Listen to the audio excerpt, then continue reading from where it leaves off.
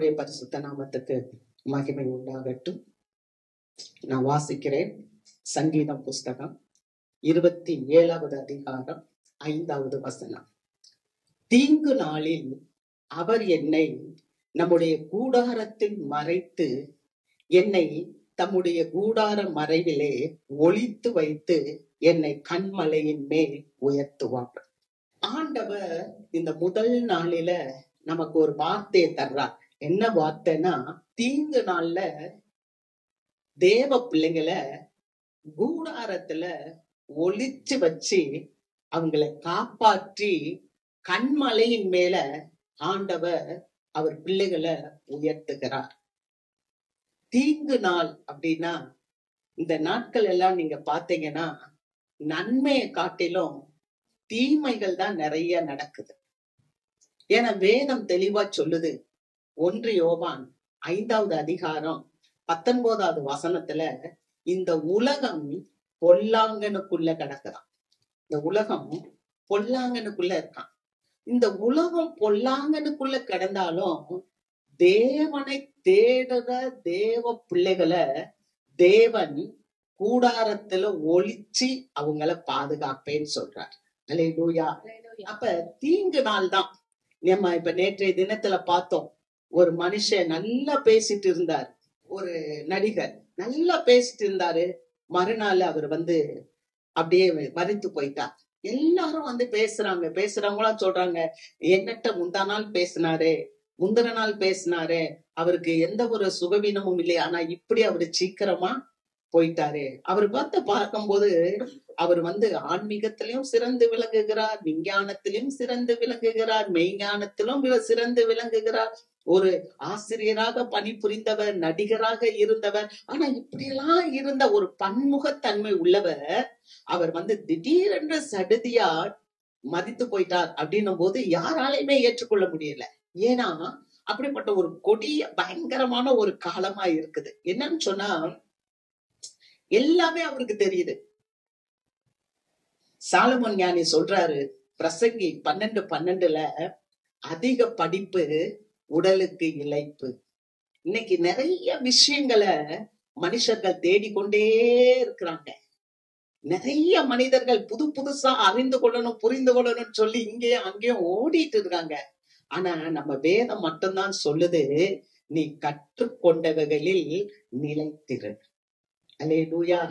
நீ கற்றுக்கொண்டவைகளில் நிலைத்திரு. இதை ஏன் நான் சொல்றேன்னா, சில இடங்களுக்கு நம்ம போறோம்னு வச்சுக்கோங்களேன். ஒரு சிலர் சொல்லுவாங்க, இதை நீ சாப்பிடாதன்னு. ஒரு சிலர் சொல்லுவாங்க, இதை நீங்க சாப்பிடுங்க. ஒண்ணும் இல்ல, ஒரு உதாரணத்துக்கு பாத்தீங்கன்னா, ஒரு இளநீர் எடுங்க. ஒரு இளநீரை குடிக்கலாமான்னு சொன்னா நல்லா குடிக்கலாம். இதய நோயாளிகள் குடிக்கலாம், சர்க்கரை நோயாளிகள் குடிக்கலாம். இது நல்ல பெனிஃபிட், ரத்த அழுத்தத்தை குறைக்கும் அப்படின்னு எல்லாம் சொல்லி ஒரு பக்கம் சொல்லுவாங்க. இன்னொரு பக்கம் பாத்தீங்கன்னா, இருதய நோயாளிகள் சாப்பிடக்கூடாது, சர்க்கரை நோயாளிகள் சாப்பிடக்கூடாது, ரத்தத்துல இருக்க அளவை கூட்டிரும். ஒரே மேட்ரு தான். ஒருத்தர் இப்படி சொல்லுவாங்க, அதே மேட்ர ஒருத்தர் இப்படி சொல்லுவாங்க. அப்ப நம்ம எதை கேட்கறது, எதை கேட்க கூடாது அப்படின்றது நமக்கு தெரியாது. ஆனா இந்த வேதம் இருக்கு பாத்தீங்களா, இந்த வேதமானது தேனிலும் தெளித்தேனிலும் மதுரமானது. இந்த வேதம் தான் தீர்க்க தரிசன புஸ்தகம். இந்த வேதம் தான் ஒரு மனிதனை வாழ வைக்கக்கூடிய ஒரு புஸ்தகம். இந்த வேதத்துல சொல்லப்பட்டிருக்கு, எல்லாத்தையும் நான் தான் உருவாக்குனேன், நீ அடித்து புசி, நல்லா சாப்பிடு. அல்லேலூயா. ஆனா அதே சமயத்துல அந்த வேதம் நமக்கு சொல்லுது, தேனாய் இருந்தாலும் மட்டாய் சாப்பிடு. ஆமென். அளவுக்கு மிஞ்சினால் அமிர்தமும் நஞ்சு, மட்டாய் சாப்பிடு. அப்ப இந்த வேதத்துல நமக்கு எல்லாமே இருக்குது. ஆமென்.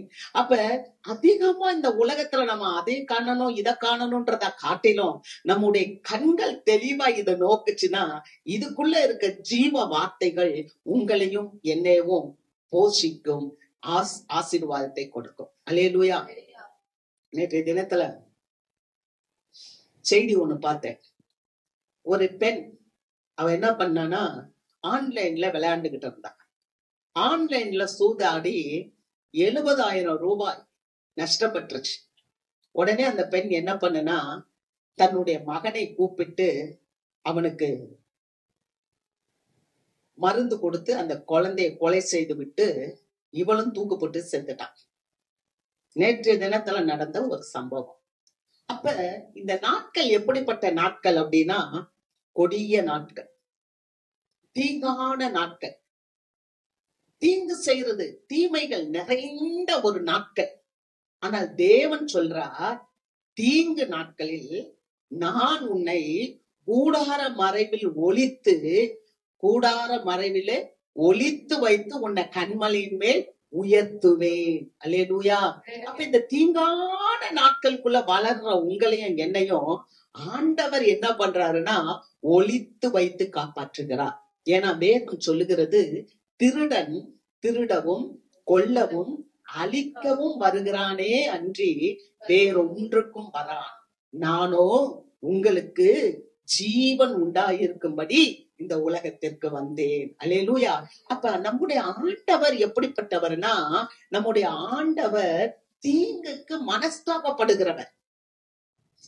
அவர் மனஸ்தாபப்படுற, தீமையிலிருந்து நம்மளை விடுவிக்க, தீமையிலிருந்து நம்மளை காப்பாற்ற, தீமையிலிருந்து ரட்சிக்க தான் இயேசு கிறிஸ்து இந்த உலகத்துக்கு வந்தார். அல்லேலூயா.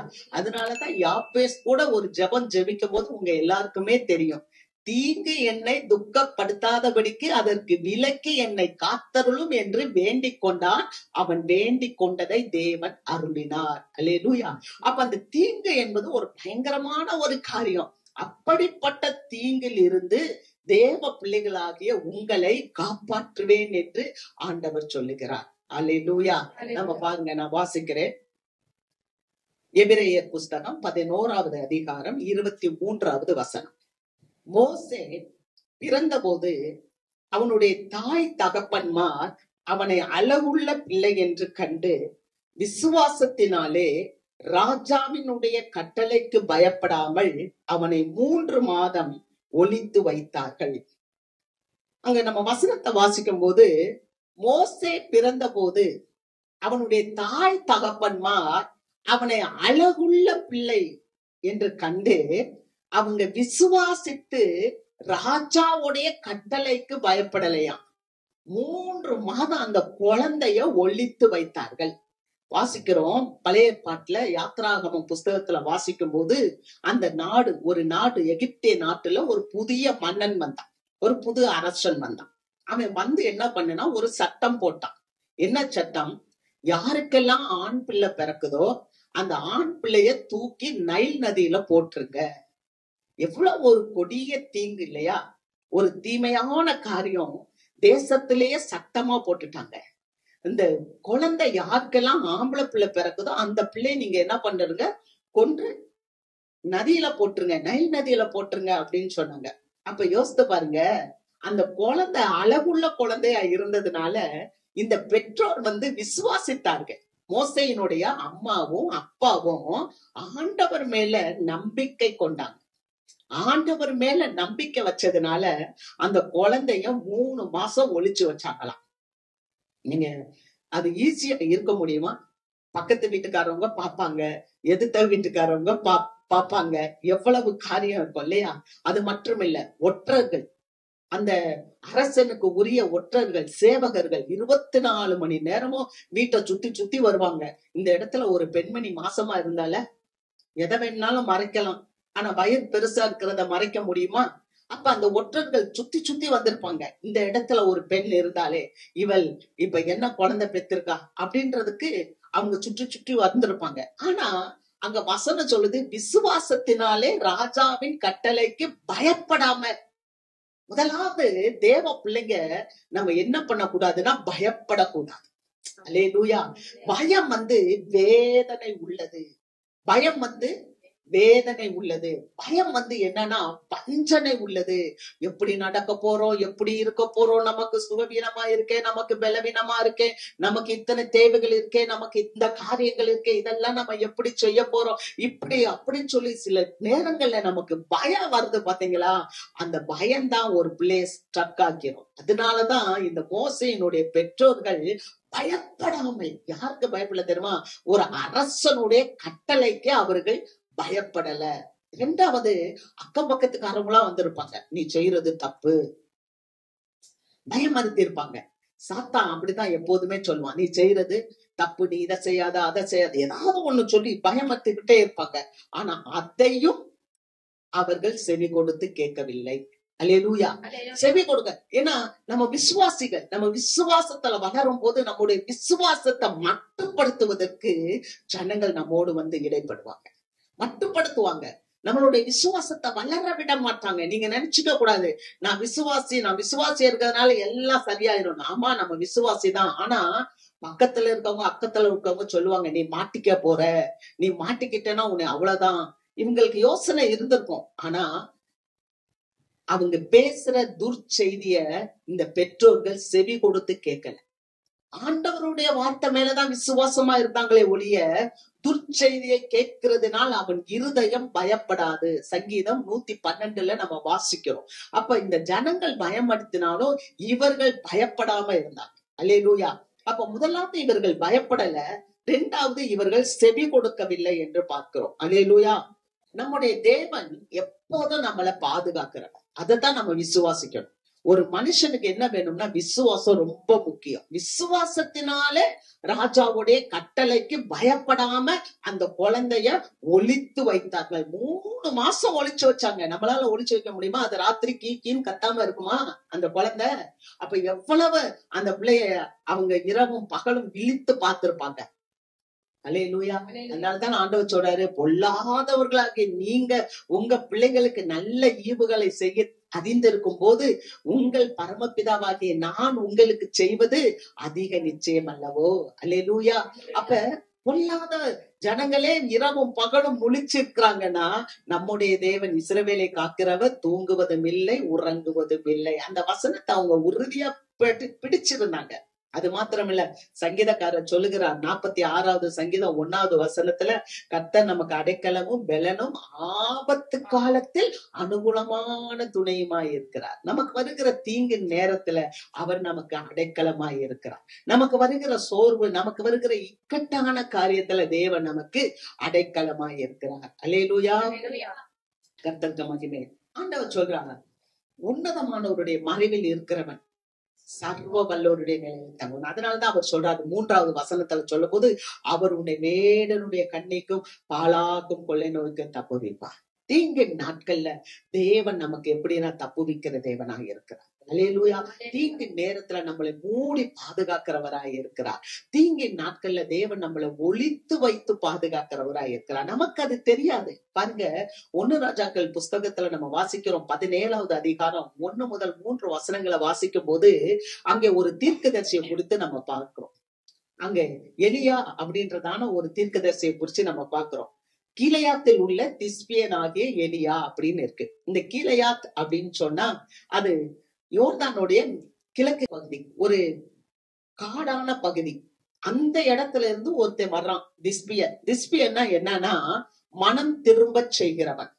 திஸ்பியன் என்றால் மனம் திரும்ப செய்கிறவன். அந்த மனம் திரும்ப செய்கிற எலியா. எலியா வென்றால் கர்த்தரே தேவன் என்று பெயர். எலியா என்பவன் ஆகாபை நோக்கி சொல்றான். ஆகாப்ன்ற ஒரு அரசன், பயங்கரமான ஒரு விக்கிரக ஆராதனை நிறைந்த மனுஷன். அந்த மனுஷன் சொல்றான், இந்த தேவ மனுஷன் போய் என்னுடைய வாக்கின்படியே அன்றி இந்த உலகத்துல பூமியில இந்த இடத்துல மழையும் பனியும் பெய்யாது. அல்லேலூயா. ஒரு அரசன் முன்னால போய் அப்படி சொல்ல முடியுமா? சொல்லிட்டு சொல்றாரு, இது ஜீவனுள்ள தேவன் மேல ஆணை அப்படின்னு சொல்றார். இத சொன்ன உடனே ஆண்டவர் எலியாட்ட பேசுறார். என்ன பேசுறாருன்னா, நீ கீழே இறங்கி போய் கீழ்ப்புறமா போய் கேரி தாற்றண்டையில உன்னை ஒளித்து கொண்டிரு. ஆண்டவர் சில நேரங்கள்ல நம்மளை ஒளித்து வைத்து காப்பாற்றுவார். சில நேரங்கள்ல நீயே ஒளிந்து கொள் என்று சொல்லுவார். அல்லேலூயா. எத்தனை பேருக்கு புரியுது? நீயே ஒளிந்து கொள். இந்த மனுஷன் கேரியத்துக்கு போறான். இவ்வளவு நாள் யோர்தான் பக்கத்துல இருந்தா, நல்ல தண்ணி, நிறைய தண்ணி. ஆனா ஆண்டவர் இப்ப சொல்றாரு, நீ கேரியத்துக்கு போப்பா. கேரித்துனா என்ன தெரியுமா? கேரித்து என்பது ஒரு வறட்சியான இடம். ஏன்னா அங்க நதி ஓடுது, ஆனா அது கொஞ்சம் தான் தண்ணி இருக்கு. அது ஒண்ணும் ரொம்ப ஆசீர்வாதமான இடம்னு சொல்ல முடியாது. அது ஒரு இடுக்கமான இடம். அது ஒரு நெருக்கத்தை கொடுக்கிற இடம். அந்த இடத்துல நீ போய் ஒளிஞ்சு கொண்டிரு. நம்ம நினைக்கலாம் சில நேரத்துல, நான் ஒரு இடுக்கமான இடத்துல இருக்கிறேனே, ஒரு வறட்சியான காரியம் என்கிட்ட இருக்கிறதே. அன்பு தேவ பிள்ளைகளே, அந்த இடத்துல நீங்க இருந்தாலும் தேவனுடைய பாதுகாப்பில் இருக்கிறீர்கள் என்பதை நீங்க மறந்து போக கூடாது. அல்லேலூயா. ஏன் சொன்னா, அந்த இடத்துல ஆண்டவர் என்ன பண்ணார்னா ஒரு காகத்தை அனுப்புகிறார். தினந்தோறும் ஒரு காக்கா வருது. அந்த காகம் அந்த ஊழியக்காரனுக்கு, அந்த தீர்க்கதரிசிக்கு டெய்லி ஒரு இறைச்சியவும் கொஞ்சம் அப்பத்தையும் எடுத்துட்டு வருது. Praise the Lord. அல்லேலூயா. நீங்க ஜஸ்ட் இமேஜின் பண்ணி, கற்பனை பண்ணி பாருங்க. ஒரு காக்கா, அந்த காக்கா ஒருக்கா இறைச்சியும் அதே நேரத்துல அப்பமும் கொண்டு வந்து தினந்தோறும் காலையிலும் சாயந்தரமும் அந்த ஊழியக்காரனுக்கு கொடுத்துட்டே போகான். ஏன் அப்படின்னா, ராஜா கிட்ட சொல்லிட்டாரு, என்னுடைய வாக்கின்படிதான் என் மழை பெய்யணும். 3 வருஷம் மழையே இல்ல. எலியா யார் தெரியுமா? ரொம்ப பெரிய பணக்காரர் எல்லாம் இல்ல. எலியா நம்மை போல பாடுள்ள மனுஷன் சொல்லப்பட்டிருக்கு. நம்மள போல பாடுள்ள மனுஷன் தான். அந்த பாடுள்ள மனுஷன் ராஜாட்ட போய் பேசுறதுனால இப்ப ராஜா தேடிடுவாருன்னு சொல்லி ஆண்டவர் சொல்லிட்டார், நீ போய் உன்னை ஒளிச்சுக்கப்பானே. இவர் போய் ஒளிச்சுக்கிறாரு. அந்த இடத்துல இவருக்கு தினந்தோறும் அப்பமும் அவருக்கு இறைச்சியும் அந்த ஓடையில ஓடுற அந்த தண்ணீர், அவருக்கு தெளிந்த தண்ணீர் கிடைக்குது. அல்லேலூயா. இப்ப இந்த எலியாவுக்கு என்ன இருக்குதுன்னா, உணவு இருக்கு, நல்ல சூழ்நிலைகள் இருக்கு, நல்ல பாதுகாப்பு இருக்கு. அல்லேலூயா. நம்ம சில நேரங்கள்ல ஒளிந்து இருக்கிறோம் நம்ம நினைக்கிறோம். ஆனா அந்த இடத்துல தேவன் நமக்கு என்ன செய்வார்னா போஷிப்பார். மனுஷன் இருந்து உங்களை போஷிக்கிறத காட்டிலும் தேவனுக்கு நீங்க கீழ்ப்படிந்து ஒரு இடத்துல ஒளிந்து இருக்கிறீங்கன்னு சொன்னா, தேவன் அந்த இடத்துல உங்களுக்கு இறைச்சியவும் அப்பத்தையும் கொடுத்து தண்ணீரை கொடுத்து உங்களை ஆசீர்வதிப்பார். நீங்க 1 ராஜாக்கள் 18வது அதிகாரம் 4வது வசனத்தை வாசித்தீங்கன்னா, ஒபதியா என்கிறதான ஒரு தேவ மனுஷன் இருக்கான். அந்த மனுஷன் அந்த நாட்டுல இருக்க அந்த ராணி எசபேல் என்பவள் அந்த தீர்க்கதரிசிகளை கொடுமைப்படுத்துறான். அப்படி கொடுமைப்படுத்தும் போது இந்த ஒபதியா என்ன செய்யறாரு, தீர்க்கதரிசிகளை எல்லாம் கூப்பிட்டு ஒரு கெபியில ஒளிச்சு வைக்கிறாரு. கெபிக்கு 50 பேரா ஒளிச்சு வச்சு அவங்களுக்கு அவர் என்ன கொடுக்கிறாருன்னா அப்பமும் தண்ணீரும் கொடுத்தார். ஒரு மனுஷன் உங்களுக்கு கொடுக்கணும்னா அப்பமும் தண்ணியும் தான் கிடைக்கும். ஆனா தேவன் உங்களை போஷித்தாருன்னு சொன்னா அப்பமும் தண்ணீரும் இறைச்சியும் கொடுத்து காக்கா மூலமா போஷிப்பார். அல்லேலூயா. பொதுவா காக்கா கொடுக்கிற தன்மை இல்ல, அது பறிக்கிற சுபாவம் உள்ளது. நீங்க கையில ஒரு வடையை வச்சுட்டு ரோட்ல போனாலோ அல்லது எதையாவது நீங்க எடுத்துட்டு போனா உடனே காக்கா என்ன பண்ணும், அதை எடுத்துட்டு தான் போகணும். ஆனா எடுத்துட்டு போகிற சுபாவம் இல்ல, அந்த காகத்தை கொண்டே ஆண்டவர் போஷிக்கிறார். அல்லேலூயா. அதுதாங்க தேவனுடைய வழி நடத்துதல். நீங்க நினைக்கலாம், எனக்கு எங்க இருந்து காரியம் நடக்கும், எந்த இடத்துல இருந்து காரியம் நடக்காதுன்னு நினைக்கிறவங்களோ அந்த இடத்துல இருந்து காரியம் உங்களுக்கு நடக்கும். ஏன்னா கர்த்தருடைய பேரில நீங்கள் ஒளித்து வைக்கப்பட்டு இருக்கிறீர்கள். ஆமென். ஏன்னா ஒரு காலம் வந்துச்சு. அடுத்து நம்ம வாசிக்கும் போது 1 ராஜாக்கள் 18வது அதிகாரம் 1வது வசனத்தை வாசிக்கும் போது ஆண்டவர் பேசுறார், நீ இப்ப போ, நீ ராஜாவுக்கு உன்னை காண்பி. அப்ப ஒளிந்திருக்க ஒரு காலம், காண்பிக்க ஒரு காலம். எப்படி தெரியுமா அவர் காண்பிக்கும் போது என்ன தெரியுமா சொன்னாரு, 3 மாசம் 3 வருஷம் 6 மாசம் மழை பெய்யாம இருந்துச்சு. இப்ப ராஜாட்ட போய் சொல்றாரு, என் வாக்கின்படி மழை பெய்ய போகுது. அல்லேலூயா. அப்படி ஒரு தீர்க்கதரிசி ஒரு சொல்லால அந்த தேசத்தையே கட்டுப்படுத்தி வைக்கிறாங்க. ஆமென். ஏன் காரணம் என்ன தெரியுமா, அந்த ஊர் மக்கள் எல்லாம் நினைச்சாங்க மலைக்கு பாகால் தான் தெய்வம், மழை பெய்யணும்னா பாகால் தான் இருக்கணும், கர்ப்பம் சுமக்கணும்னா பாகால் தான் இருக்கணும் அப்படின்னு சொன்னாங்க. ஆனா எலியா சொன்னாரு, பாகால் தெய்வம் அல்ல, இயேசுவே தெய்வம், கர்த்தரே தெய்வம் சொன்னாங்க. எல்லாரும் இந்த தீர்க்கதரிசிக்கு எதிராக நின்னாங்க. ஒரே ஒரு தனி மனிதன்ங்க, அந்த தனி மனிதன் வந்தாங்க. ஆண்டவர் சமூகத்துல நின்னு ஜெபம் பண்ணாரு. ஜெபம் பண்ணிட்டு மக்கள் அரசனை பார்த்து சொன்னாரு, உன் பக்கத்துல இருக்க ஆட்கள் எல்லாம் கூட்டிட்டு வா. எல்லாரும் வர்றாங்க, நிக்கிறாங்க. அவங்களுடைய எல்லா பூசாரிகள் எல்லாம் நிக்கிறாங்க. இப்ப இந்த மனுஷன் சொல்றாரு, உங்க ஆண்டவரை அக்னினால இறக்குங்க, அக்னி தெய்வம்னா இறக்குங்கன்னு சொல்றாங்க. பகல் பூரா கூப்பிட்டாங்க, அவங்க தெய்வம் வரலன்னு வேத புஸ்தகம் சொல்லுது. ஆனா எலியா கூப்பிட்டார், அக்னியினால் உத்தரவு அருளுகிற தெய்வமே தெய்வம் என்று சொல்லி சொன்னார். நம்முடைய தேவன் எப்படிப்பட்டவர் தெரியுமா, அவர் தான் அக்னீஸ்வரன். அல்லேலூயா. நாம் ஆராதிக்கிற இந்த சர்வ வல்லமை உள்ள தேவன் அக்னீஸ்வரன். இவருக்கு நிறைய பேருக்கு தெரியல. ஆண்டவரே என்று இந்த எலியா கூப்பிட்டார். வாகனத்திலிருந்து அக்னி அப்படியே இறங்கி வந்து வழியெல்லாம் பட்சித்து போட்டுச்சு.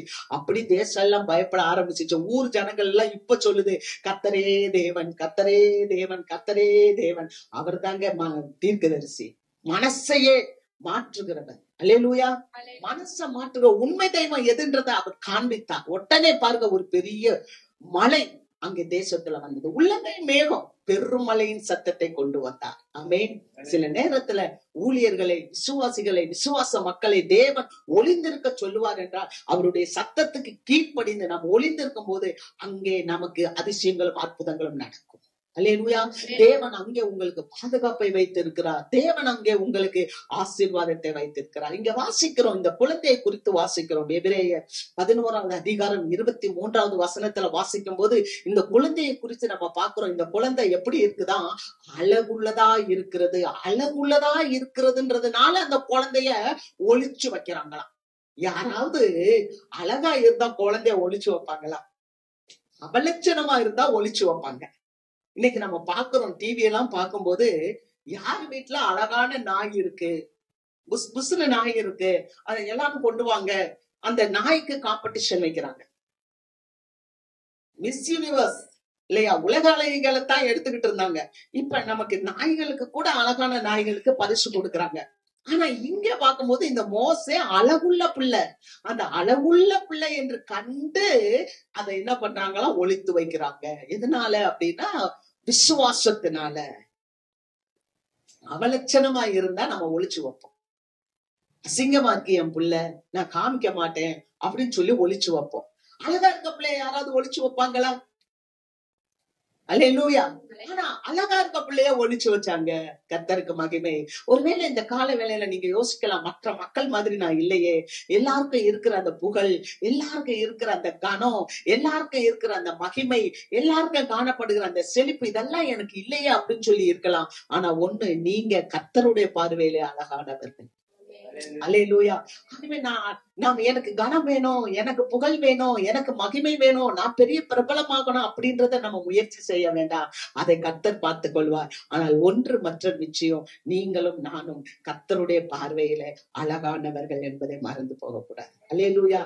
அந்த தாய், பெற்றோர் எப்படி அந்த குழந்தையை மறைத்து வைத்தார்கள், எப்படி அந்த குழந்தையை ஒளித்து வைத்தார்கள் என்றால் விசுவாசத்தினாலே அந்த குழந்தையை அவர்கள் மறைத்து வைத்தார்கள் என்று பார்க்கிறோம். அல்லேலூயா.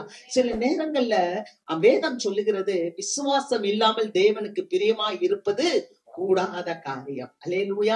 நம்ம எந்த இடத்துல இருந்தாலும் தேவனுடைய பிரசன்னத்துல இருக்கிறேன், தேவனுடைய மகிமையில இருக்கிறேன், தேவனுடைய கண்காணிப்புல இருக்கிறேன், தேவனுடைய பாதுகாப்புலதான் நான் இருக்கிறேன்ற விசுவாசம் ஒவ்வொரு விசுவாசிக்கும் இருக்குமானால் அந்த விசுவாசி ஜெயம் பெற விசுவாசியா இருக்கும். அல்லேலூயா.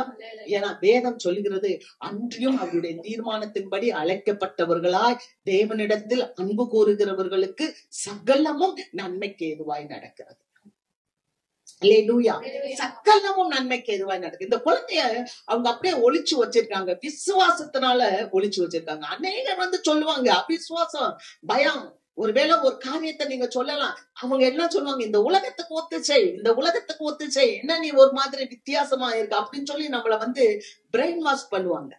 ஆனா அதுல இந்த மோசேயினுடைய பெற்றோர் என்னன்னா உறுதியா இருந்தாங்க. அவங்களுக்கு தெரியும், இந்த குழந்தைய ஒளிச்சு வச்சு இது ராஜாவுக்கு தெரிய வந்தா ராஜா இந்த பெற்றோரையும் கொன்றுவாங்க, அந்த குழந்தையும் கொன்றுவாங்க. ஆனா அப்படி அவங்க அதை கொன்னாலும் அதுக்காக அவங்க பயப்படல. இந்த குழந்தைய உயிரோடு நான் காத்து இந்த குழந்தைக்கான திட்டத்தை நான் வெளிப்படுத்துவேன். அல்லேலூயா. நல்லா கவனிச்சிக்கலாம். ஆண்டவர் நமக்கு பெற்றோர் மாதிரி இருக்கிறார். அவர் நமக்கு தாயாக, தகப்பனாக இருக்கிறார். நம்முடைய சூழ்நிலைகளை அறிவார். ஒவ்வொரு பிள்ளைகளுடைய வாழ்க்கையில ஒவ்வொருத்தருடைய அழைப்பை தேவன் அறிவார். அவர் ஒரு முகாந்திரம் இல்லாம நம்மளை அழைத்து வரவில்லை. அல்லேலூயா. ஒரு முகாந்திரம் இல்லாமல் நம்மளை பேர் சொல்லி அவர் கூப்பிடல. ஏன்னா அவர் நம்ம தாயின் கர்ப்பத்துல உண்டாவதற்கு முன்பதாகவே அறிந்திருக்கிறார். அல்லேலூயா. அப்ப விசுவாசம் நமக்கு வேணும். ஒரு முறை இயேசு ஒரு குழந்தை செத்து போச்சுன்னு சொல்றாங்க. நீங்க லூக்கா புஸ்தகத்துல பார்க்கலாம். ஒரு சிறு பெண்ணு மரிச்சு போயிட்டா. எல்லாரும் அந்த வீட்டுல வந்து அழுகுறாங்க. எல்லாரும் மாரடிச்சு குழந்தைக்கு செத்து போச்சேன்னு சொல்லி அழுது கொண்டு இருக்கும் போது இயேசுவானவர் சொல்கிறார், அந்த குழந்தை மரிக்கல, அந்த குழந்தை நித்திரையா இருக்கா, தூங்கி கொண்டு இருக்கான்னு சொல்றாங்க. அந்த பகுதியில் இருக்க அத்தனை ஜனங்களும் இயேசுவானவர் பேசுற இந்த வார்த்தையை கேட்டு என்ன பண்றாங்கன்னா நகைக்கிறார்கள், சிரித்தார்கள் என்று பார்க்கிறோம். உடனே ஆண்டவர் என்ன பண்ணார் தெரியுமா? அங்க இருக்க எல்லாரையும் வெளியே போக சொல்லிட்டார். அல்லேலூயா. எல்லாரையும் வெளியே போங்கன்னு சொல்லிட்டார். பேதுரு, யாக்கோபு அவங்கள மட்டும் உள்ள கூட்டிட்டு போய் அந்த குழந்தைகிட்ட நின்னு அவர் ஜெபித்து, சிறு பெண்ணே எழுந்திரி என்று உனக்கு சொல்லுகிறேன், அவ்வளவுதான் சொன்னாரு. அந்த பெண் அப்படியே உயிரோடு இருந்துச்சான். அல்லேலூயா. ஏன் ஆண்டவர் அவங்க எல்லாத்தையும் வெளியே போய் சொன்னாருன்னா, விசுவாசம் இல்லாத சந்ததி, அவிசுவாசம் நிறைந்தவர்கள், அவிசுவாசம் நிறைந்தவங்க உங்க கூட இருப்பாங்கன்னு சொன்னா உங்களுடைய விசுவாசத்தை நீங்க ரொம்ப கவனமா காத்து கொள்ள வேண்டும். அல்லேலூயா. ஏன்னா நீங்க பழைய ஏற்பாட்டுல நீங்க பார்க்கும்போது அந்த எகிப்துல இருந்து வரும்போது அந்நிய ஜாதியான சில ஜனங்களும் இந்த இஸ்ரவேல் மக்களோடு வந்தாங்க. அவர்கள் தான் இந்த இஸ்ரவேல் மக்களுடைய இருதயத்தை கரைய பண்ணினாங்க. நமக்கு ஒண்ணுமே இல்லையே, நமக்கு சாப்பாட்டுக்கு எங்க போவோம், நம்ம கொமிட்டிக்காய்க்கு எங்க போவோம், வெங்காயத்துக்கு எங்க போவோம், அப்படி இப்படின்னு அந்த ஜனங்கள், கிறிஸ்துவை அறியாத ஜனங்கள் பேச பேச கிறிஸ்துவை அறிந்தது தேவ பிள்ளைகள், கர்த்தரால் முன்குறிக்கப்பட்ட இஸ்ரவேல் ஜனங்களும் அவர்கள் முறுமுறுக்க ஆரம்பிச்சாங்க. அதனாலதான் ஆண்டவர் அங்கே கோபப்பட்டார்னு இருக்கு. அல்லேலூயா. சில நேரங்கள்ல ஆண்டவர் நம்மோடு பேசுவார். அவிசுவாச மக்களை கொஞ்சம் உங்க வாழ்க்கையில நீங்க எட்ட வைங்க, நீங்க நல்லா ஜெபிங்க, ஆண்டவரோடு நீங்க உறவு கொள்ளுங்க, ஆண்டவர் உங்களுக்கு பெரிய காரியத்தை வெளிப்படுத்துவார். அல்லேலூயா. இந்த மோசைய விசுவாசத்தினாலே ராஜாவின் கட்டளைக்கு அவங்க பயப்படாமல் 3 மாதம் ஒளித்து வைத்தார்கள். என்ன ஒரு காரியம் அப்படின்னா, என்ன ஒரு விசுவாசம்னா, அந்த குலத்தை குறித்த வெளிப்பாடு அந்த தாய் தகப்பனுக்கு இருந்தது. அல்லேலூயா. அருமையான தேவ மக்களை, இந்த கால வேளையில உங்களை குறித்த ஒரு வெளிப்பாடு உள்ளது. அல்லேலூயா. அதை ஆண்டவரும் அறிவார். அல்லேலூயா. நீங்களும் அறிய வேண்டும். ஆமென். அல்லேலூயா. நான் பெனிகின் என்பவர் சொன்னார், அனாயிட்டிங், அபிஷேகம் என்ற ஒரு புஸ்தகத்துல பெனிகின் என்றவர் அவர் எழுதியிருக்கிறாரு, நீங்க ஆண்டவருடைய பிள்ளை என்பது இயேசுவுக்கு தெரியும், நீங்க ஆண்டவருடைய பிள்ளை என்பது சாத்தானுக்கு தெரியும், நீங்க ஆண்டவருடைய பிள்ளை என்பது உங்களுக்கு தான் தெரியலன்னு சொன்னார். அல்லேலூயா. நான் ஆண்டவருடைய பிள்ளை என்பது இயேசுவுக்கு தெரியும், நான் ஆண்டவருடைய பிள்ளை என்பது சாத்தானுக்கும் தெரியும், நான் ஆண்டவருடைய பிள்ளை என்பது எனக்குத்தான் தெரியணும் முதல்ல. அல்லேலூயா. அப்பத்தான் நம்ம இந்த உலகத்தை ஜெயிக்க முடியும், இல்லாட்டா சோர்ந்து போயிருவோம். அல்லேலூயா. அங்க அந்த பெற்றோருக்கு அந்த குழந்தையை குறித்த வெளிப்பாடு இருந்தது. என்ன வெளிப்பாடு தெரியுமா? ஆண்டவர் ஆதியாகமம் புஸ்தகம் 15வது அதிகாரத்துல 13, 16 வசனங்கள்ல நம்ம பாக்குறோம். ஆபிரகாம் கிட்ட பேசுறாரு. என்ன தெரியுமா? இந்த சந்ததி 400 வருஷம் எகிப்துல போய் இருக்கும். அல்லேலூயா. 400 வருஷம் எகிப்துல இருக்கும். 400 வருஷம் கழிச்சு 4ஆம் தலைமுறையில இந்த சந்ததி எகிப்துல இருந்து கானானுக்கு போகும் என்று ஒரு தீர்க்க தரிசனத்தை சொல்லியிருந்தார். அல்லேலூயா. அந்த தீர்க்க தரிசனம் இந்த குழந்தை மூலமாக நிறைவேறும் என்பதை இந்த மோசேயினுடைய பெற்றோர்கள் அறிந்திருந்தபடியினால் விசுவாசத்தினாலே அந்த குழந்தையை 3 மாதம் ஒளித்து வைத்தார்கள். அல்லேலூயா. நல்லா பாருங்க, அவன் லேவிதான் யாக்கோபுக்கு முதல் குழந்தை. அந்த லேவிக்கு அப்புறம் லேவியினுடைய குழந்தை கோகாத்தினுடைய குழந்தை அம்ரானுடைய குழந்தை மோசே, 4ஆம் தலைமுறை. அல்லேலூயா. ஆண்டவர் சொன்னார், அங்கே 4ஆம் தலைமுறையில அவர்கள் வெளியே வருவார்கள். அப்ப மோசே 4ஆம் தலைமுறை. இந்த மோசே தான் எகிப்துல இருக்க ஜனங்களை பலி நடத்தி கானானுக்கு கொண்டு வர வேண்டும் என்பது தேவனுடைய திட்டமாய் இருந்தது. அல்லேலூயா. உண்மையான தேவ பிள்ளைகளே, அது அழகுள்ள பிள்ளை, அது அழகுள்ள பிள்ளை, ஆண்டவருக்கு பயன்படுகிற பிள்ளை, அது தேசத்துக்கு ஆசீர்வாதமாய் இருக்கிற பிள்ளை. ஆகவேதான் அந்த குழந்தையை அந்த பெற்றோர் தைரியமாக என்ன பண்ணாங்கன்னா ஒளித்து வைத்தார்கள். இன்னைக்கு உங்களையும் கூட ஆண்டவர் தமது கரத்திலே ஒளித்து வைத்திருக்கிறார். அல்லேலூயா. எத்தனை பேர் ஆமென் சொல்றீங்க? அல்லேலூயா. ஆண்டவர் உங்களை ஒளித்து வைத்திருக்கிறார், உங்களை ஆசீர்வதித்திருக்கிறார். நான் விசுவாசிக்கிறேன். இந்த ஜனங்க என்ன பண்ணாங்க தெரியுமா? 4ஆம் தலைமுறையில எகிப்துல இருந்து இவர்கள் கானானுக்கு வந்தார்கள்.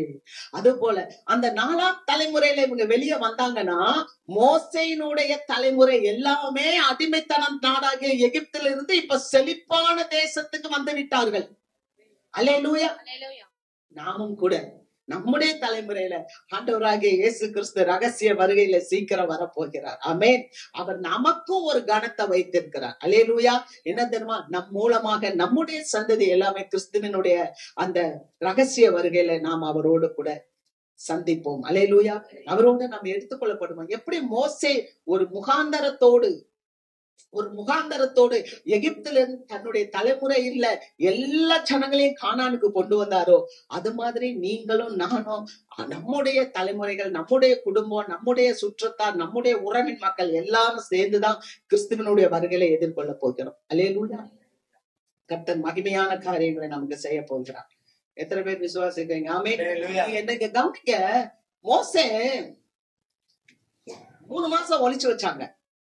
3 மாசம் ஒளிச்சு வச்ச உடனே இப்ப அந்த அம்மா என்ன பண்றாங்கன்னா, நாணல் பெட்டி செய்து அதை கொண்டு வந்து நைல் நதியில விட்டுட்டாங்க. இப்ப பார்வோன் குமாரத்தி வர்றா குளிக்க. எந்த அரசன் சட்டம் போட்டானோ அந்த அரசனுடைய மகளே வர்றா, வந்து குளிக்க வரும்போது பெட்டியை பாக்குறா. தாதி பெட்ட சொல்லி பெட்டியை கொண்டு வான்றா. அருமையான ஒரு வசனம் அங்க இருக்குது. அதை பாக்குறோம். யாத்திராகமம் 2வது அதிகாரம் 6வது வசனத்துல அந்த குழந்தைய அந்த பெட்டியில இருந்து திறந்து பார்க்கும்போது அந்த குழந்தை அழுதது. தேவ பிள்ளைகளே, உங்க அழுகையை தேவன் பார்க்காம இருப்பாரா? உன் கண்ணீரை கண்டேன், உன் விண்ணப்பத்தை கேட்டேன், நான் உனக்கு ஆதரவா இருப்பேன் என்று சொன்னார் இல்லையா? அல்லேலூயா. மாராவின் தண்ணீரை மதனமாக மாற்றின தேவன் இல்லையா? மரியாளுடைய கண்ணீரை ஆண்டவர் ஆனந்தமாய் மாற்றினார். லாசர்வை உயிரோடு எழுப்பி கொடுத்தார். மார்த்தாளுக்கும் மரியாளுக்கும் நல்ல ஒரு சந்தோஷத்தை கொடுத்தார். அல்லேலூயா. யாரெல்லாம் கண்ணீர் விட்டாங்களோ அவர்களுடைய கண்ணீரெல்லாம் தேவன் துடைத்தார். லூக்கா 7வது அதிகாரத்துல வாசிக்கும் போது அந்த வாலிபன் மரித்து போறதை பார்த்த உடனே அந்த வாலிபனை ஆண்டவராக இயேசு கிறிஸ்து வந்து உயிரோடு எழுப்பிவிட்டு அந்த தாயாரை பார்த்து அழாதே என்று சொல்லி கண்ணீரை துடைத்தார். ஆமென். இந்த குழந்தைய பாருங்க, இந்த குழந்தைய பார்க்கும்போது அந்த குழந்தை அழுததான். அந்த குழந்தை அழுததுனால அந்த பார்வோன் குமாரத்தை அதன் மேல இரக்கம் வைத்து அந்த குழந்தை எபிரேய குழந்தை என்று சொன்னார். அந்த குழந்தையை காப்பாற்றினார். அல்லேலூயா. அது யாருடைய குழந்தை? எபிரேய குழந்தையா இருந்தது. நீங்களும் நானும் யாருடைய பிள்ளைங்க? தேவனுடைய பிள்ளைங்க. அல்லேலூயா. நம்ம தேவனுடைய பிள்ளைங்க. ஒருவேளை நாம் ஒளித்து வைக்கப்பட்டிருக்கலாம், மறைத்து வைக்கப்பட்டிருக்கலாம். ஏற்ற வேளையில ஒருவேளை இன்றைக்கு நாணல் பெட்டியில வைக்கப்பட்டு நைல் நதியில விடப்பட்ட ஒரு சூழ்நிலையை போல இருக்கலாம். ஆனாலும் எங்க இருந்து சட்டம் வந்ததோ அதே சட்டம் இயற்றப்பட்ட இடத்துல ஒரு ராஜகுமாரனாக அவன் போய் வாழ்ந்தான். அல்லேலூயா. அல்லேலூயா. தேவனுடைய அந்த கரத்துல நாம் ஒளிந்து இருப்போம் என்றால், உன்னதமானவருடைய சிறைகளை நாம் மறைந்து இருப்போம் என்றால், நீங்களும் நானும் தேவாதி தேவனாகிய ராஜாவுடைய பிள்ளைகளாக இருக்கும். அல்லேலூயா. அதுக்கப்புறம் என்ன ஆச்சு? அந்த குழந்தைக்கு பால் ஊட்ட வேண்டும். தாயவே கூட்டி கொண்டு போய் விடுறா தமக்கு. தாய் அந்த பெற்ற அம்மாவே சம்பளத்தை வாங்கி கொண்டு அந்த குழந்தைக்கு பால் ஊட்டுறான். அல்லேலூயா. அல்லேலூயா. ஒரு பெரிய ரட்சிப்பை இஸ்ரவேல் ஜனங்களுக்கு ஒரு பெரிய ரட்சிப்பை இந்த குழந்தை கொண்டு வந்தது என்று பார்க்கிறோம். ஆமென். லூக்கா 1வது அதிகாரம் 45வது வசனத்தை வாசி. விசுவாசித்தவளே பாக்கியவதி, கர்த்தராலே அவளுக்கு சொல்லப்பட்டவைகள் நிறைவேறும் என்றார். அல்லேலூயா. விசுவாசித்தவளே பாக்கியவதி, கர்த்தரால் சொல்லப்பட்டவைகள் அவளுக்கு நிறைவேறும். ஒருவேளை இந்த கால வேளையில நீங்க விசுவாசத்தோட இருப்பீங்கன்னா, எப்படி விசுவாசத்தோட இந்த மோசையினுடைய தாய் 3 மாதம் ஒளித்து வைத்தாங்களோ அது மாதிரி இந்த வார்த்தையை நீங்க விசுவாசத்தோட கேட்டீங்கன்னா கர்த்தர் உங்களுக்கு அதன்படியே நடத்தி செல்வார். ஆமென். எப்படி அந்த குழந்தை அழுத போது அந்த பார்வோன் குமாரத்தை அந்த குழந்தையினுடைய அழுகையை கண்டு இரக்கம் உற்று அந்த குழந்தையை அவள் தன்னுடைய வீட்டுக்கு எடுத்து கொண்டு போய் வளர்ப்பாள் அப்படின்னு சொன்னா, உண்மையாக ஒரு மனுஷி அவ கண்கள்ல இரக்கம் கிடைக்கும்னா ஆண்டவருடைய கண்கள்ல எவ்வளவு பெரிய இரக்கம் உண்டு. அல்லேலூயா. அருமையான தேவ மக்களே, வேதம் சொல்லுகிறது அவர் இரக்கமும் மன உருக்கமும் நீடிய சாந்தமும் மிகுந்த கிருபையும் உள்ளவர் என்று சொல்லப்பட்டிருக்கிறது. அல்லேலூயா. நம்முடைய தேவன் எப்படிப்பட்டவர் தெரியுமா? உன் சூழ்நிலையை பார்க்கிறார். இந்த காலங்களில உங்களுடைய காரியங்கள் எல்லாம் அவருக்கு முன்பாக நிர்வாணமாய் காணப்படுகிறது. வசனம் சொல்லுகிறது, அவர் நம்மளுடைய சூழ்நிலைகள் எல்லாவற்றையும் அவர் நிர்வாணமாய் பார்க்கிறார். எரேமியா 23:23 அங்கே அந்த காரியத்தை குறிச்சு வாசிக்கிறோம். எபிரேயர்ல நம்ம வாசிக்கிறோம். எல்லாம் உங்களுடைய சூழ்நிலைகள் எல்லாம் அவருக்கு தெரியும். நீங்க அதை சொல்ல வேண்டிய அவசியமே இல்லை. எல்லாம் அவருக்கு தெரியும். நீங்க எப்படிப்பட்ட சூழ்நிலையில இருக்கிறீங்க, எப்படிப்பட்டதான இடுக்கமான காரியத்துல கடந்து வரீங்க, எப்படிப்பட்டதான மக்கள் மத்தியில எவ்வளவோ அவச்சொல், நிந்தைகள், தேவைகள், சூழ்நிலைகள், அவமானங்கள் எல்லாம் ஆண்டவர் பார்க்கிறார். ஆனா ஒண்ணு, ஆண்டவர் உங்களை ஒளித்து வைத்து அவர் உங்களை கண்மலையின் மேல் உயர்த்துகிறவர். அல்லேலூயா. உங்களை அப்படியே விட்டுகிறவர் அல்ல. உங்க சூழ்நிலையை பார்த்துட்டு அப்படியே விட்டு விடுகிறவர் அல்ல. ஆனா ஆண்டவர் சொல்றா, உன் நினைவு என் நினைவு அல்ல, உன் பலி என் பலிகள் அல்ல. பூமிக்கு வானம் எவ்வளவு உயரமா இருக்குதோ அவ்வளவாய் நான் உன்னை உயர்த்துவேன் என்று கர்த்தர் சொல்லுகிறார். என்னால உறுதியா சொல்ல முடியும், இங்க இருக்கிற எல்லாருமே நீங்கள் ஆசீர்வதிக்கப்பட்டவர்கள். அல்லேலூயா. இங்க இருக்கிற எல்லாருமே நீங்கள் உயர்த்தப்படுவீர்கள். அல்லேலூயா. இங்க இருக்க எல்லாரையுமே தேவன் தன்னுடைய கரத்திலே பொதிந்து பாதுகாக்கிறார். நிச்சயமாக உண்மையாக என்னால சொல்ல முடியும். ஆமென். அதனாலதான் வேதம் தீர்க்கமா தேவனுடைய வார்த்தை வருகிறது, விசுவாசித்தவளே பாக்கியவதி, கர்த்தரால் சொல்லப்பட்டவைகள் அவளுக்கு நிறைவேறும். இந்த வார்த்தைகள் உங்களுக்கு நிறைவேறும். என்ன தெரியுமா? தேவன் உங்களை பொதிந்து பாதுகாத்து கண்மலையின் மேல் உயர்த்துவார். ஆமென், ஆமென், அல்லேலூயா. உங்களுக்கு எந்த ஒரு வாதையும் நேரிடாது, தீங்கு வராது. கர்த்தருக்கு ஸ்தோத்திரம். பார்வோனுடைய திட்டம் என்னன்னா, மோசையை அழித்து விட வேண்டும். ஆனா தேவனுடைய திட்டம் என்ன? ஒரு பெரிய திட்டம். இந்த மோசையை வச்சுதான் ஜனங்களை வெளியே கொண்டு வர வேண்டும். அல்லேலூயா. ஆண்டவராகிய இயேசு கிறிஸ்து பிறக்கும் போது கூட ஏரோது ஒரு சட்டம் போட்டார். 2 வயசுக்கு கீழே இருக்க எல்லா குழந்தைகளையும் கொலை செய்ய வேண்டும் சொல்லும் போது தேவதூதன் கனவுல தோன்றி மரியாளோடு பேசுறார், உன் குழந்தைய தூக்கிட்டு எகிப்துக்கு போ அப்படின்னு. அவங்க எகிப்துக்கு போன பிறகு எந்த ராஜா சட்டம் போட்டானோ அவன் மரித்த பிறகு, செத்த பிறகு இயேசுவானவரை எகிப்துல இருந்து கொண்டு வந்தாங்க. அதனாலதான் ஓசியா புஸ்தகத்துல பாக்குறோம், எகிப்தில இருந்து என்னுடைய குமாரனை நான் வரவழைத்தேன். தீர்க்க தரிசனமாக வார்த்தைகள் வந்து கொண்டிருக்கிறது. அல்லேலூயா. அந்த வார்த்தையை அவர் நிறைவேற்றினார். அது போல உங்களை குறிச்சு ஒரு பெரிய திட்டம் உண்டு. அல்லேலூயா, அல்லேலூயா. ஒரு பெரிய திட்டம் உண்டு. ஒருவேளை பார்வோன் மாதிரி இருக்கிற ஜனங்கள் உங்களை அழித்து விடலாம், உங்களை கொன்று ஒழித்து விடலாம். இந்த மனுஷனால எனக்கு கஷ்டம் இருக்கணும், சில பொறாமை இருக்கலாம், சில வேதனைகள் இருக்கலாம், உங்களுடைய வளர்ச்சி பிடிக்காமல் இருக்கலாம், உங்கள் வளர்ச்சியை முடக்க வேண்டும் என்று சொல்லி உங்களுக்கு பல காரியங்களை அவர்கள் டார்ச்சு கொடுத்து விட்டு இருக்கலாம், எது வேணாலும் செய்து கொண்டிருக்கலாம். ஆனால் எந்த ஒரு காரியமும் உங்களுக்கு விரோதமாக உருவாக்கப்படுகிற எந்த ஆயுதங்களும் வாய்க்காதே போதும். உங்களை குற்றப்படுத்துகிற எந்த நாவையும் நீங்கள் குற்றப்படுத்துகிறீங்க. ஏன்னா நீங்க தேவனுடைய பிள்ளைகளா இருக்கிறீங்க. அல்லேலூயா. உங்களை வளர விடக்கூடாது, உங்க தொழிலை சிறக்க விடக்கூடாது, உங்க தனிப்பட்ட வாழ்க்கையில உங்களுக்கு ஆசீர்வாதம் இருக்கக்கூடாது, உங்க குடும்பத்துல சமாதானம் இருக்கக்கூடாது, உங்க தொழில் ஸ்தானத்துல முன்னேற்றம் வரக்கூடாது, உங்க தனிப்பட்ட ஜீவியத்துல ஒரு சமாதானம் இருக்கக்கூடாதுன்னு சொல்லி எத்தனை திட்டங்களை பிசாசு தீட்டினாலும் அத்தனை திட்டங்களையும் ஆண்டவராகிய இயேசு கிறிஸ்து முறியடித்து போட்டு உங்களை எந்த தீங்குக்கும் அவர் உங்களை கிட்டக்க வர முடியாம எல்லா தீங்குக்கும் உங்களை விடுதலையாக்கி உங்களை கண்மணியின் மேல் உயர்த்துவார். அல்லேலூயா. அவர் அந்த இடத்துல அந்த குழந்தைய அந்த குளத்துக்குள்ள போட்டாங்க, அந்த நைல் நதியில போட்டாங்க. நீங்க யோசித்து பாருங்க, அந்த நைல் நதியில எவ்வளவு பெரிய முதலைகள் இருக்கும், அந்த நைல் நதியில எவ்வளவு பெரிய திமிங்கலங்கள் இருக்கும், அந்த நைல் நதியில எவ்வளவு பெரிய ஜந்துக்கள் இருக்கும். ஆனால் அவைகளுக்கெல்லாம் விலக்கி தேவனாகிய கர்த்தர் மோசேயை காப்பாற்றினார். அல்லேலூயா. பார்வோனுடைய குமாரத்தினுடைய கண்ணுக்கே படும்போது கர்த்தர் செய்தார். அல்லேலூயா. ஏன் தெரியுமா? கர்த்தர் நல்லவர். கர்த்தர் நல்லவர் என்பதை நம்ம ருசி பார்க்க வேண்டும். யோபு சொல்லுகிறார், 42வது அதிகாரம் 2வது வசனத்துல யோபு சொல்லுகிறார், தேவரீர் நீ சகலத்தையும் செய்ய வல்லவர், நீ சகலத்தையும் செய்ய வல்லவர், நீ செய்ய நினைத்தது தடைபடாது. தேவனுடைய கரத்தில் இருக்கிற பிள்ளைங்க நீங்களும் நானும், அவருடைய திட்டம் நம்ம மேல இருக்கிறது. அல்லேலூயா.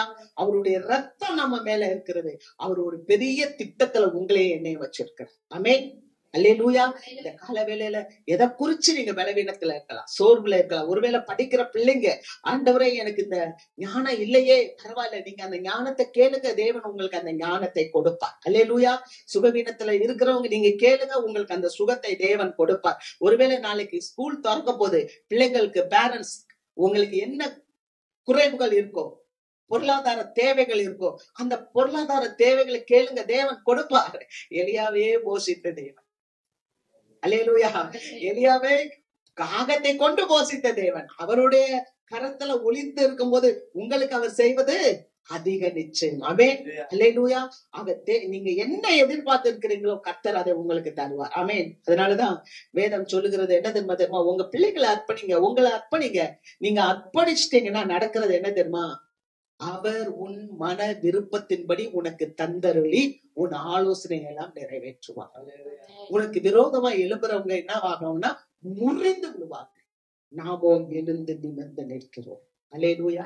தீங்கு நாள்ல தேவன் அவருடைய பிள்ளைகளை கூடாரத்துல மறைத்து கண்மனை மேல் உயர்த்துகிறவர். உங்கள் விரோதிகள் முறிந்து விழுவார்கள். கர்த்தருடைய பிள்ளைகளாகிய நீங்களும் நானும் எழுந்து நிமிர்ந்து நிற்போம். ஆமென். கர்த்தருடைய பரிசுத்த நாமத்துக்கு மகிமை உண்டாகட்டும். இப்ப அப்படியே நம்ம திருவிருந்துக்கு வருவோம். நம்ம திருவிருந்துக்கு வர்றவங்க நம்ம அப்படியே எழுந்திருப்போம்.